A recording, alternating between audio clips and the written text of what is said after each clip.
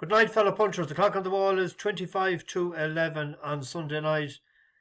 Back with a few for tomorrow. I've no idea why the webcam is blurred. I didn't touch anything or do anything to it. I've no idea. And I didn't want to go trying anything for fear I might goose it altogether. I was watching the second half of the football, missed the first half there. She's not coming home. The only thing that's coming home this year now is the turf from the bog. There was a few of them circulating immediately at the final whistle today. Probably Spain was the better team. The English goalkeeper kept them in the game with a few good saves there in the second half. Probably all through they were the better team or through the competition.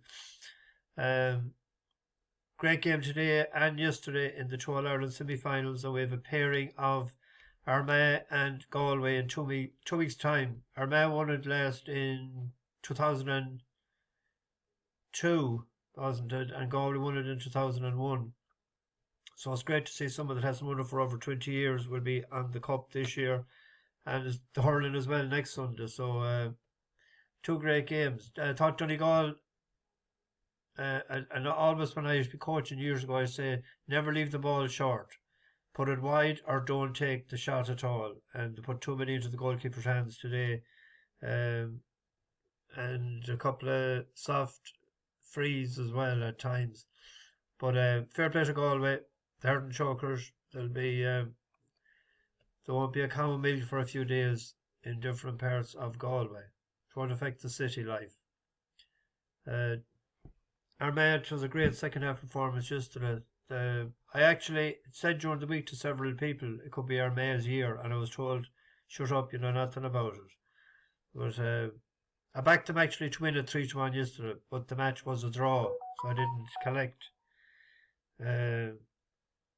Anyway, I had fancied nothing for today, so I went for a few pints last night with my buddy that comes on the Christmas dinners with me. We had I had only 4, but as I say, he'd well over a gallon anyway. He had a thirst on him.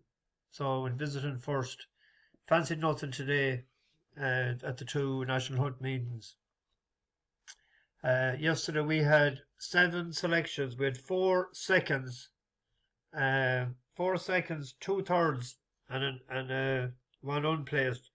And the one that was unplaced cost me money because I done for the first time ever. I think I done an each way hind, small money, but it turned into a profit all right. But it would have been a lot bigger profit if the other one could have got placed.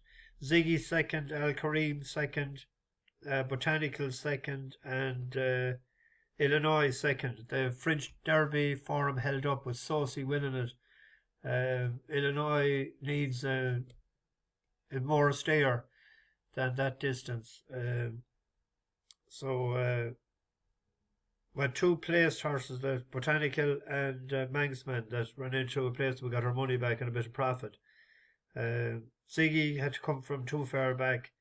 I thought Al Kareem was going to win that race at one point, but didn't get there. And Van Dijk ran well enough, but we back swinging on 4 races back when I couldn't get into a place. And it's amazing it can be placed in 2 Group 1s. But such is racing, as they say.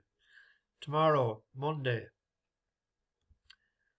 The 2:53 at Ayr tomorrow is a mile on good ground. One that I thought ran well enough the last day, but it didn't seem to stay the trip, was My Harrison George. As you can see, Fahy isn't going that hectic. 2 out of 65, 3%. But he always changes form this time of the year. But this is racing now of 64. The race the last day was 10.5 furlongs. Before that, it was 1.5 miles twice.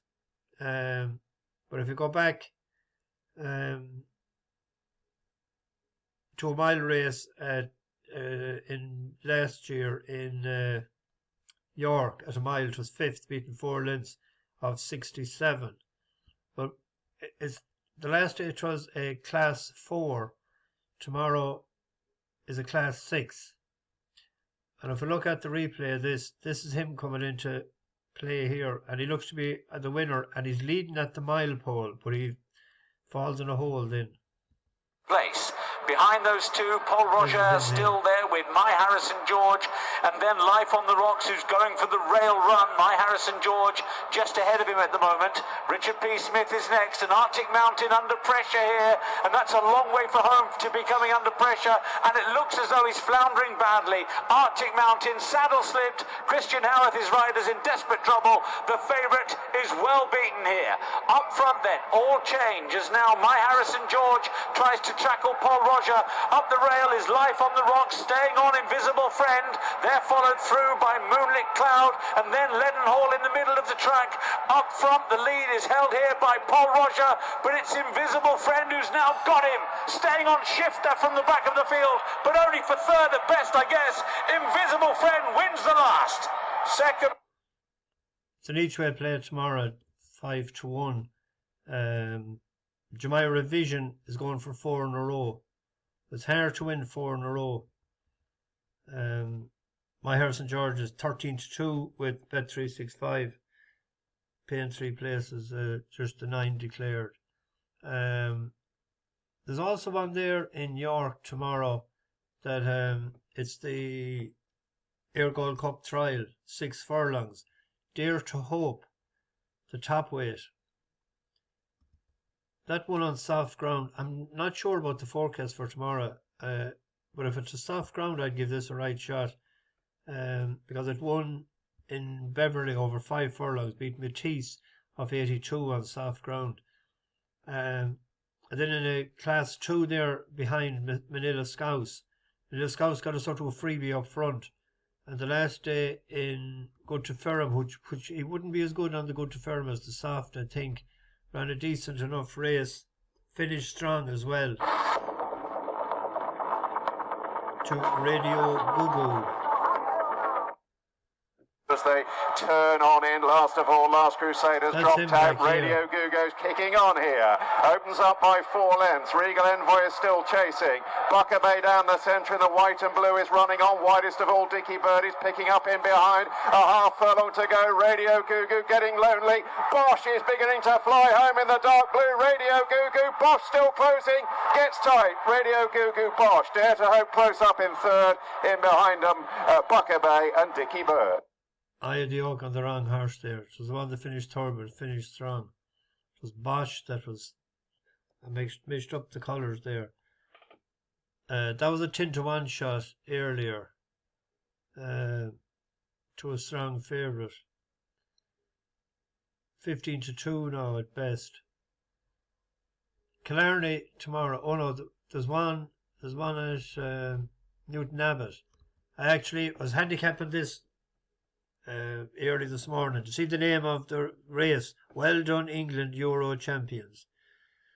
They were a bit ahead of time there, but I had picked out Limerick Leader as a 5-1 shot, but there's money for it there now. It's his first run for Ollie Murphy, and Ollie Murphy is doing pretty well in the last 14 days, 3 out of 12, and a couple of placed horses as well, after moving from Rose Dobbin.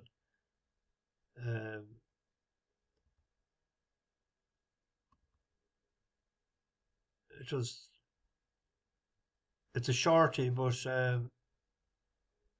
first time out, and it had wind surgery, hadn't it?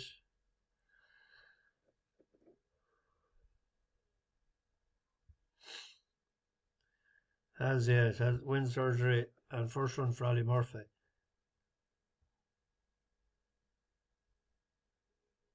One in Kelso, a novice hurl. Soft to heavy, if that's right. I'm not sure about that. Is that right? Tomorrow? There's 2 at Killarney that I like. One each way and one win bet. The each way bet is Billie Frechette for Noel Mead. Lightly raised horse. Handbrake on in a few maidens there, and then a handicap earlier in the year. 25-1 shot the last day, and it's up against the favourite. The favourite was Best Law in that race. But if this is kept up closer to the pace, this is it here at this stage, and this is Best Law here. Sprinkles has picked off 200 Division. Billie Frechette on this Van lad here. Sever. Simple Endeavour continues up top, followed by Best Law, who's trying to mount a challenge. Has a gap of a couple of lengths to bridge, and then Empress Selma and Dream Ticket runs on the outside, then Fine Print and Tider and Billie Frechette and Dancing Stephen Sprinkles next, then Van Sievert and Time Out. It's still Simple Endeavour. Empress Selma is coming with a run on the outside of Best Law as these three move on from Dream Ticket, and it's Empress Selma who's cut down Simple Endeavour as they go to the line. Empress Selma, a length and a half too good for Simple Endeavour. The third goes to the judge.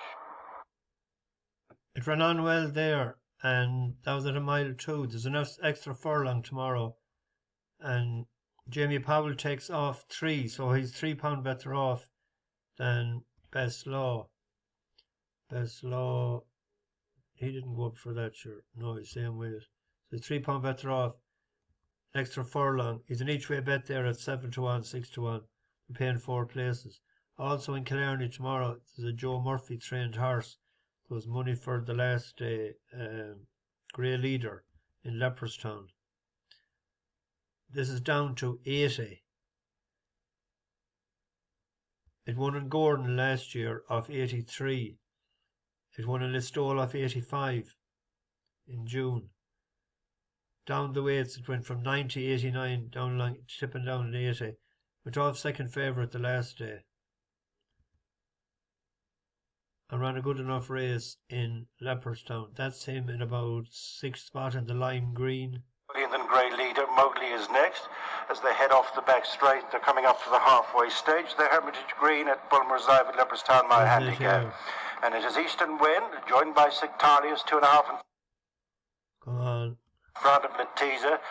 In 4th is Ferry Bank, 5th is Grey Leader from Giuseppe Casoli, and then Rio Lago, Mowgli next at Motown Lad, pushed along on the inside of Ransom, and then Lady Armand. Further down the field is Desert Wind, and Belfoy, Restart, Royal Pippin, and being dropped is Old Mexican. Into the straight, coming past the quarter, and it is Sectarius who strikes the front. From Eastern Wind, Letizia into a challenging position, so too is Ferry Bank, and on the outside, coming up to them is Giuseppe Casoli, and then Grey Leader, followed then by Rio Lago. Inside the final furlong, and it's Giuseppe Casoli who has come to pounce from Grey Leader, Ferry Bank, then Rio Lago, Letizia and Motown Lad, but it is Giuseppe Casoli just in front from Grey Leader, and Rio Lago the near side, Giuseppe Casoli from Grey Leader, Rio Lago.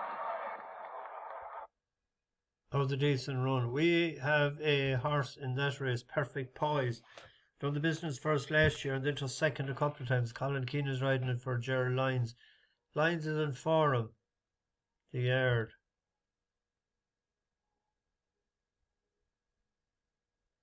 How is he in the last 14 days? 28%, 7 wins, 6 places, 13 out of 25. Hasn't ran for 67 days. Where did we win on that? Punchestown. And it was second for us here and second here. The drying out ground it'll suit because when it won on good to yielding. But that was off 71 and it's up, you see, 82 now. So the oak. I'll see the prices.